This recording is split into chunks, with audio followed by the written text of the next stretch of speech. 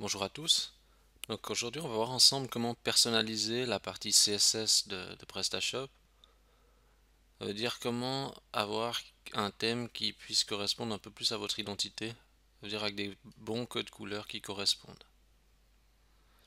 Donc ce qui est important c'est surtout d'harmoniser le tout. Donc par exemple ici si vous regardez déjà la base de référence c'est souvent le logo. Donc ce qu'on voit par exemple ici dans notre logo on a du orange. Par contre ici on a des éléments bleus etc. Ouais, ça fait déjà un petit peu. Ouais, c'est pas très choquant, mais on pourrait envisager d'uniformiser. On pourrait imaginer aussi que mettre ça en noir, par exemple. On voit justement aussi le bouton, etc. Et c'est d'une autre couleur. Donc, la règle numéro un, c'est déjà d'opter pour la neutralité. Donc, plus vous faites quelque chose de neutre, ça passera toujours partout. Donc, ici, pour qu'on voie bien, on va prendre la couleur orange comme point de référence pour s'identifier à notre logo. On pourrait imaginer partir sur une base de noir, par exemple. Comme ça y fonctionnerait. Ça serait vraiment sobre de chez sobre, avec pas de surprise. Ce qu'on va faire, c'est déjà, on va analyser le code couleur. Donc pour ça, il faut installer Firebug. Faut juste aller, vous installer Firebug si vous n'avez pas, c'est pour Firefox. Et vous avez juste à l'installer. Donc vous allez là-dessus et vous installez Firefox. Voilà. Une fois que vous avez installé Firefox, il y a une petite icône qui apparaît comme ça. Et ben voilà, on démarre en mode analyse. Et on vient sur l'élément qui nous intéresse. Alors si on regarde ici, quand on analyse, on voit normalement le code couleur de cet élément. Ici on voit en fait en analysant, on regarde, ici on voit background, puis on voit que, vous voyez, c'est la couleur de cet élément. Ce que je fais, c'est que je vais prendre ce code couleur et je vais aller dans mon éditeur. Donc déjà j'ouvre mon projet et je vais dans le répertoire thème, classique, asset, CSS et un fichier qui s'appelle thème.css. Si je recherche sur cette chaîne, vous voyez que cette chaîne de caractères est à plein d'endroits dans le thème. Donc en fait, on va faire tout simplement un remplacement massif dans le template. Donc là, je suis dans NetBeans, donc il faudra regarder dans votre éditeur comment on fait. Souvent, c'est dans édition, remplacer, etc. NetBeans, on fait CTRL H et il dit remplacer. On met notre code couleur par. Alors en fait, on va choisir la couleur orange, mais pour choisir la couleur orange, il y a une méthode toute simple, c'est vous pouvez installer aussi ColorZilla. Je vais vous montrer ColorZilla qui fait en fait apparaître une petite pipette comme ça dans le navigateur. C'est pratique, pardon, parce qu'après on peut inspecter les couleurs comme ça. Je prends ma couleur orange et je reviens dans mon éditeur et je dis voilà. Donc remplace la couleur bleue par la couleur orange. Et je fais remplacer tout. Et je sauve. Et je recharge ma page. Et voilà, les éléments sont en orange à présent. Par contre, on voit ici quand on fait ce mouvement-là, bien, l'orange il passe au bleu. Ça veut dire qu'il y a encore des couleurs qu'on n'a pas modifiées. Je reprends mon inspecteur d'éléments et je viens me positionner sur l'élément. Ce que je fais, c'est que ici au niveau du style, on peut mettre afficher sur la mention active. Et là, on voit que le background color pour active, c'est cette couleur-là. On va faire de nouveau un remplacement massif. Je dis remplacer ça par mon autre couleur orange. Par contre, là, il faut faire attention. Il ne faut pas remplacer par la même couleur orange, parce que sinon, il n'y aura plus l'effet d'un orange foncé, d'un orange clair.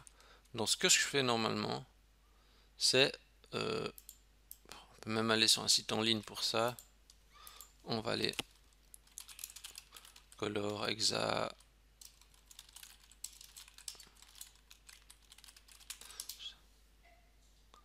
J'essaie de mettre color hexadécimal. J'essaie de coller un code couleur. Voilà, bon.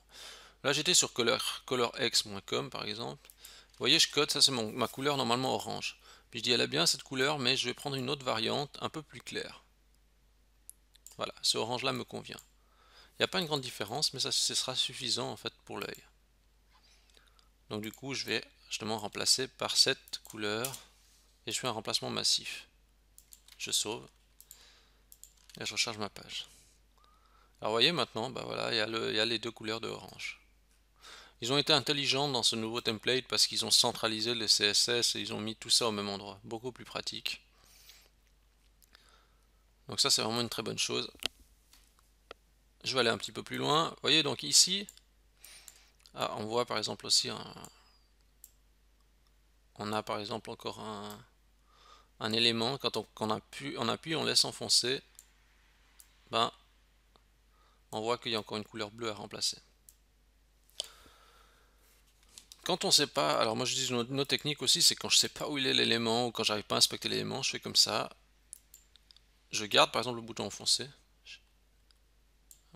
C'est pas une bonne manière. Et j'appuie sur le bouton print screen.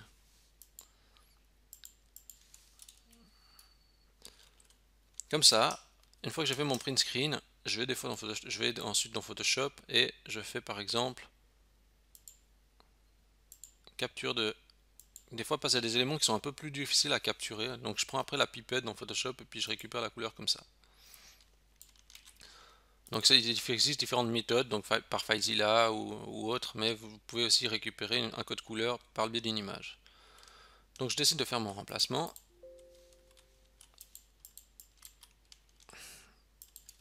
Donc, je vais mettre mon code couleur à remplacer.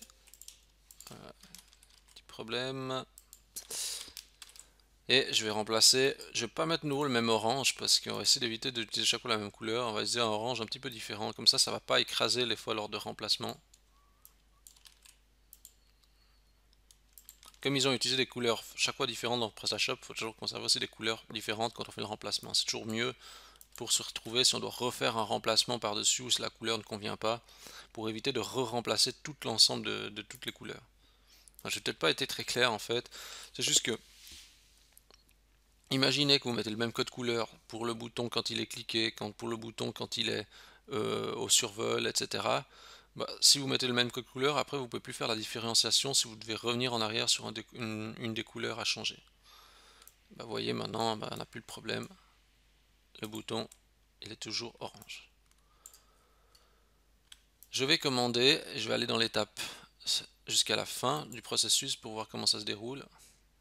Et qu'est-ce qu'on constate? On voit que le orange a toujours suivi. On a toujours cette couleur de base qui est avec nous durant le processus. Donc voilà, on a pu skinner ça facilement. Donc nouveau template PrestaShop, très bien parce que très simple au niveau du CSS, l'intégration. Maintenant, petit bonus, on va customiser deux blocs que je vois qu'en fait en standard ils sont pas super incroyables. Ceux-ci, je sais pas pourquoi ils n'ont pas mis le fond blanc, peut-être pour différencier du reste. On va les mettre aussi dans un bloc. Donc si on regarde ici, en inspectant l'élément, on voit que c'est justement le bloc rassurance, LI, le bloc là. En fait, on va essayer de rajouter une règle juste pour tester. On va mettre un background.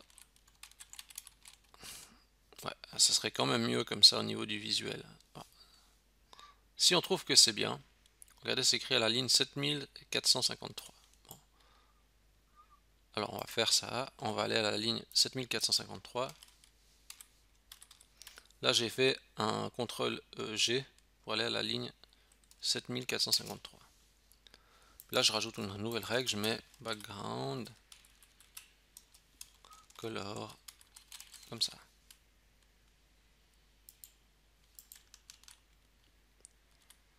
Et voilà. Et il y a encore une autre optimisation qu'on peut faire, c'est que j'avais déjà fait la remarque sur la fiche produit. J'avais dit, ah, j'aime pas comme ça ces éléments, on dirait qu'il y a un bug du CSS comme c'est présenté. Pour cela, on analyse à nouveau. On regarde les différents blocs. En fait, j'aimerais bien appliquer quelque chose à ce bloc MD6 là. Donc je vais aller dans mon template. Je donc je vais aller dans classique, template, catalogue, product, et je vais rechercher mon MD6. On voit ici il y a 2 fois MD6, donc c'est le deuxième que je veux appliquer une règle spéciale. Donc je vais lui mettre une classe, je vais mettre qui va être, je sais pas,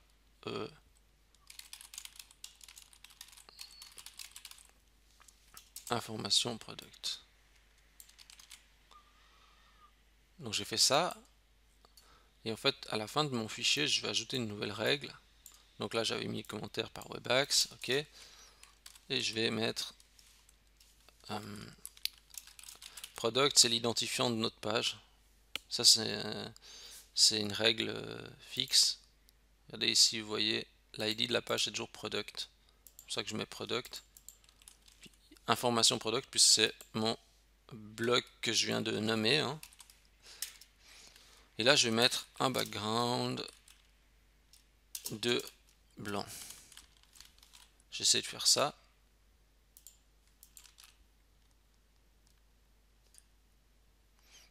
Voilà, donc c'est quand même mieux, mais ce qu'on voit c'est que les éléments sont un petit peu collés un peu partout, en haut et en bas.